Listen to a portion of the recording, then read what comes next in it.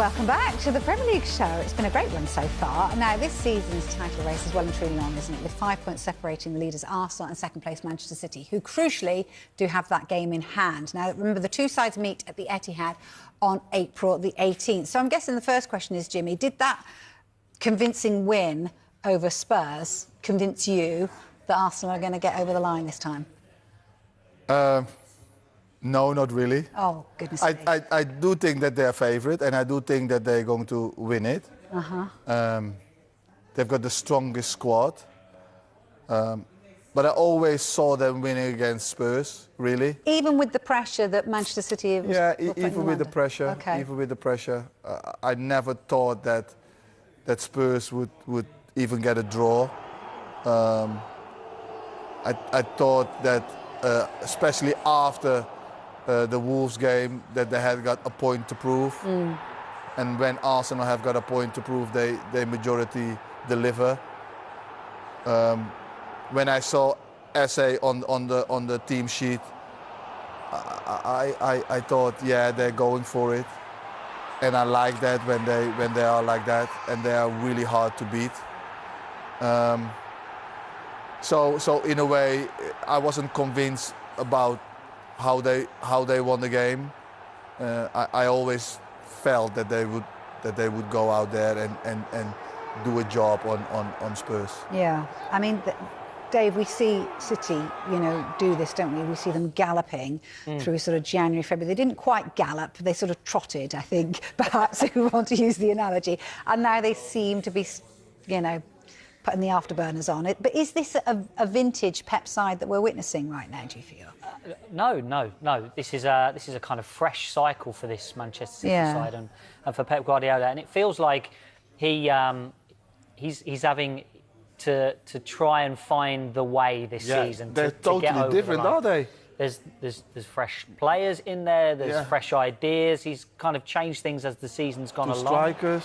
It's almost two strikers, 4-2-2. Sometimes they split strikers. Bernardo Silva's playing deep, then he's playing 10. Foden's playing 10, then he's playing. Then a diamond.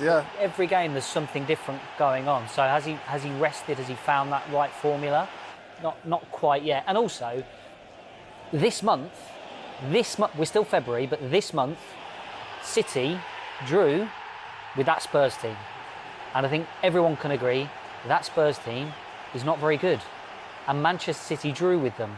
So the evidence there does not suggest to me that they're galloping towards the finish line. They may do, but right now... They're still trotting. They're still trotting.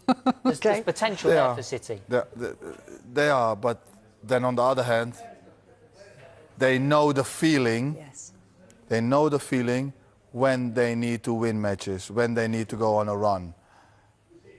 The spine, Rodri, Diaz, the goalkeeper as well, is a serial winner. They know that feeling. For me, next game for Arsenal is going to be key. That for me is the one, against Chelsea. I don't see them winning against Chelsea.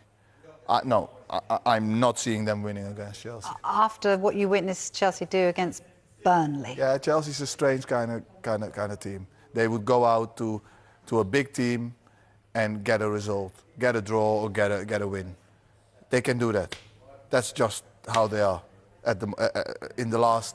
We've seen that, So I think that game for Arsenal will be so much harder than the Spurs game, and then it can be that they are both on the same points, because if Man City wins and Arsenal draws or whatever, then we're going to see really who is up for it. But you could have. Okay, I'm not even going to answer the question. I've thrown one in, haven't I? No, I like it. You didn't expect that one. I was going to say something about Arsenal this weekend, but I'm not. I'm going to leave. Go on. No, it's fine. Go on. It's fine. Let's go to the Carabao Cup final, because obviously City and Arsenal meet there. Yes. How important is that of an outcome in terms of the title? Do you think that could be? If Arsenal lose that. I think psychologically it's very important. Yeah. I think it's very important. Whoever wins, I think psychologically you're looking down, are you? You're looking look at us, you know, and we are coming for you. Or, you know, we are going to win it. We're beating you. We have taken the cup, and we are going to keep on going. And it's psychologically. But then, if Arsenal would win against City, they still have to play each other, you know? At City it is, isn't it? Yes, it's at the Etihad in April, isn't it? So that might be a little bit of fuel for Man City even more to like put it on, you know, or put it on Arsenal at that match, you know? So, yeah, it's one of those. It's one of those. But I rather would win it, and psychologically, momentum would help you in the next few matches. Right now, it feels like that Carabao Cup final is maybe more important for Arsenal than it is for Manchester City, because Mikel Arteta really wants the trophy. He's gone out and he's picked some strong teams in the Cups, and maybe that's been to the detriment because they've picked up injuries during this season. Yeah. And some of that has come from him ploughing minutes into some of these players in the Cups when he maybe could have rested them. So it feels like he's really targeted the Cups. It feels, right now anyway, that maybe that Carabao Cup's more important for Arsenal than it is for City. City, you know, they've been there, they've done that. But for Arsenal, they want to get that trophy in, and for the psychological edge as well. Yeah, but that said, though, if they could choose out of the two, they're definitely going for the Premier League. Yeah. So actually, the trophy is not going to be enough for them. No. That trophy only is not going to be enough. They need to win the Premier League. Yeah. They need to win the Premier League, and they need to get far to in the Champions League. They need to get far. I think it was Klopp that used to talk about this quite a lot, that having the points on the board is kind of like important. So how important is it when you get the advantage of playing first in a weekend that City will get this weekend over Arsenal? Is that... Yeah, it is. It is a big advantage. It is. And you can say whatever you want. All them players of Arsenal are looking at that match. All. And they're thinking, and they're looking at their phone. If they're not at home or whatsoever, you are looking. It is just how it is. You can say as a manager, oh, don't worry, or I'm not looking, or I'm just concentrating on us. No, you're always going to look. And the moment they win, you know, okay, we need to win, we need to win. And when you experience, you breathe differently, you know? But when you have not gone through that cycle, it's a different kind of feeling. It's a new kind of feeling. And you have to place it, you have to put it at a place. So when you cross that white line, that you're still calm and that you're still doing the business. Fascinating, I thought, this weekend as well, because when City had finished their game, there was the question of, are you going to watch tomorrow, Pep? And he didn't. He was actually visibly seen watching another game, wasn't he? So it's like, and he sort of said to all his players that take some downtime. So is that also him playing a little bit of mind games, saying we don't need to watch what you're doing, guys? No, but it is different when you have played and you have won, and the other team has to play. It's different. Yes, it's different. It's totally different because you have already done the business. Doesn't matter what they do. I've done my business. Yeah. You know, so he can then straight away prepare for the next match. That's why he's going to see a game. Yeah. But when it's the other way around, it's a different feeling. Obviously, the analogy, or the conundrum is the fact that if Arsenal win all their games, they win the title. If City win all their games from now, they win the title. So the question to you, my friend, is which dressing room would you want to be in, Arsenal's or City's? I think Arsenal will not win all the games, but I also think that Man City won't win all the games. So I think the dressing room to be in is the Arsenal dressing room at the moment. Yeah, I think so. They've got the mentality for this. Overall, they've got the better squad. The only thing that they have to take away, they're putting too much pressure on themselves. They want to do so well. You could see it in their faces. They want it so much. They need to try to enjoy this ride. They need to enjoy this stress. Find a place for it. That's what they have to do. The moment they do that, the journey is so much better. Is Arteta enjoying it, do you think? Same. I don't think that he is enjoying it as much. He will come out and say, yeah, I am. I'm not getting that feeling. He wants it so much. He wants to beat his mate. He wants to beat his mate so much. It is, isn't it? Yeah, yeah. You know, he wants to beat the king. Yeah. OK, I enjoyed it. They are 16th in the table at the moment. How concerned should Spurs fans be, or will they be? They should be concerned. They should be very concerned. I didn't like how they were. I didn't like how they went about it. I didn't like the formation. There was no outlet going forward. I didn't like that Van de Ven, who is your best centre half, was that much against Saka 1v1. He did all right, but he shouldn't have been. He should be in the middle more.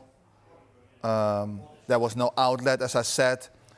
When they won the ball, they couldn't go forward really. They only had one shot. I know you're playing against the best team in the league, but if you want to win or you want to draw against them, you need to be able, in certain parts of the game, put them on the back foot, and being able to play the game in their defensive third, and it never happened. It never ever happened. They went at times 1v1. Why would you go against Arsenal 1v1? With all due respect, Spurs is not good enough to go 1v1. Don't do that. Do you think it was there, you know, and I say this because he'd only been there a week, but was it quite experimental for him? Because it was kind of like he probably knew against top of the table Arsenal, and judging by what had happened before, they weren't going to win this game. Well, if that is the case, you don't have time to experiment. You don't have time to experiment. You need to get confidence.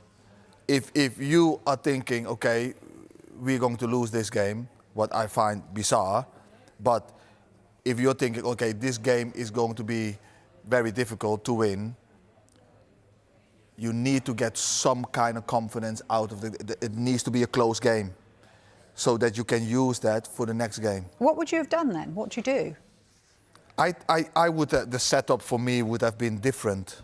I would not have played a three at the back. I think when you play against Arsenal, you need to be able to keep a lot of them behind the ball. Okay. And what happened is everybody of Spurs was defending. So that means the moment Arsenal loses the ball, they have got no pass forward. Yeah. There is nobody there. So how are they going to get out? So you need to be trying to play the game in their half. So when the goalkeeper is kicking, or it's a goal kick, you need to be pressing there in their half and not let them out, and play 2v1 against Gorkayas. So you have cover. And then if Raya is going long, you need to play a second ball game and win and be a little bit more physical. Yes, Arsenal, big boys, they're all physical, but you need to maybe make it a little bit dirty, a little bit, you know, more free kicks away from your goal. And that never happened. The 3-5-2 or the 5-3-2, I think the fullbacks are always going to be free. The shuffling is a lot. It was really hard for them players, and you could see that at the end. It was just goal after goal, you know. So I didn't like the setup. I did not like the setup. This is his formation, isn't it? That's what he goes with, three at the back. So are you concerned going forward then that this is it? Yeah, well, I don't think that is a winning formula. We've seen it with Man United. We have seen it well with we have Ruben seen Amorim. it well with Man United. Yeah. It's a difficult formula with in the Premier League. Now, Crystal Palace has done well in that setup, very well. Yeah. But they can majority of the game wait because they are Crystal Palace. They can have people behind the ball and counter attack. You expect Spurs to dominate in 60-70% of the games because of the club that it is. Right. You know, so for them to have a really strong hand in the game, I think it's difficult in that formation. Okay. You know, so that's my opinion. You know? That's exactly what we want you. That's why we paid you. Come on. They have got attacking players. They have got attacking players out there. Do you think they've got the squad then for the next 11 games ahead and to get them out of this sticky situation of hovering above the relegation zone? I think they should have enough to win three matches and draw 2. I think they have enough for that. But they have to stick together and they have to be together and they have to really, you know, stick together and be a team. OK. All right. Dave is going to take a little deeper look at Tottenham in a moment. But first, Jamie O'Hara gave a pretty damning assessment of the Tottenham squad earlier. Have a listen to this. I know there's injuries, but the attitude of the players is my biggest concern, Tom. That is where my massive concern with Tottenham is the attitude to defend, to run, to compete, you know, to not concede goals. That, for me, is basic 101. You know, and then you can talk about creativity, whether we're good enough, whether we've got the players, the formation. But the basic defending, basic mentality of a football club, you know, when you're down at the bottom, when you're fighting for results, Spurs ain't got it. They have not got the stomach for a fight. And it was evident in that Arsenal game. And it was actually embarrassing, Tom. It was embarrassing to even watch. And I couldn't believe what I was watching. OK, yeah, Spurs heavily criticised there by Jamie this morning on Sky Sports Fan Club. There was lots more to that as well. You can watch it on the Sky Sports app. And a lot of it is to do with the setup. Now, Jamie also criticised Spurs conceding goals from range. And they have. No team has conceded more goals from outside the box this season than Spurs. Another one came over the weekend against Arsenal. They're on 9 goals there alongside Nottingham Forest and Wolves, who are also very much in that relegation fight alongside Spurs, you have to say now. Over the last 10 Premier League games, Spurs have been outrun by opponents on 9 occasions. Guess which one of these 10 games they actually won? Yep, that's Palace away, where they actually outrun their opponent by almost 2 kilometres against Oliver Glasner's side. Now, generally, things to think about here when we're talking about distance covered, teams run less when they have the ball. So the question then is, did Spurs dominate possession in any of these games? We'll take the Arsenal game for an example there. Spurs only had 39% of the ball, so you would expect Arsenal to have run less, but actually Arsenal ran more, 4.29 kilometres more than Spurs.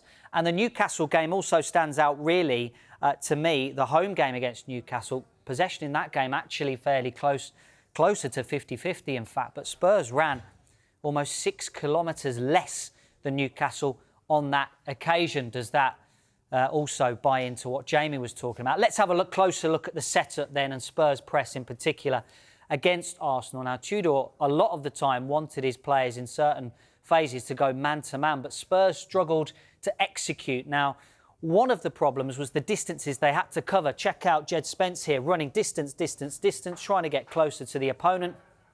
The ball goes long over the top as Mickey van der Ven had to shuffle across to pick up Bukayo Saka, and it almost created an opportunity for Arsenal. And that is reflected in the numbers as well. So Spurs covered lots of distance pressing. They ran, they tried to close down the opponent. They covered 2.8 kilometres as a team pressing. That ranks 6th out of all the Spurs games. So 6th out of 27 games for Spurs in this Premier League season. It was also in their top 3 for sprinting presses. So when the players were running to try and close down the opponent, they were at a sprinting pace. But again, is that down to those large distances they have to cover? They've got to run hard to even get close to the opponent. And when we talk about a coordinated press, that's a team press in this situation. That's defined as 2 or more players closing down an opposition player. So that's defined as a team press. That was 9th out of 27 games. They did that on 33 occasions. So it was supposed to be a coordinated press, but was that really the response that Igor Tudor got? And when they did eventually get close to the opponent, they couldn't create a turnover. So this is team pressing, creating turnovers. Just 24.2% of the time they managed to regain the ball. And that ranks 21st out of 27 games for Spurs this season. So I guess the question is, was it a failure of the plan from Igor Tudor or failure of the execution of the plan by the players, Jimmy? I think if you're going to play that formation, you can't really press. You have to wait. And then from certain triggers, you go. But that's why you're always going to be late, because the left wing back becomes a left winger. The left-sided centre-half becomes a left-back. So you're shuffling all the time, as you just saw. Shadows almost, yeah, aren't you? Well, yeah, you're always going to be really late because you're shuffling a lot. That formation is really to wait, get them in at the right back or on the side, and then you go. But they are not allowed to switch the ball, because on the other side, people are going to be free when you lock in. And that happened way too often, that they were shuffling and then the ball came out and they went to the other side and then they have to shuffle again. And so, yeah, you're chasing shadows, really. I like the 4-3-3 or the 4-2-3-1, where people run less and they are there, you know. And it is, if you want to press, then I want the 4-3-3, because you're closer and it is simpler, you know, and it's clearer. A little bit what Man United has done now. They don't press all the time, but when they press, they go from a 4-3-3 position and everybody knows where to go. So, and you can lock in. So when does 3 at the back actually work then?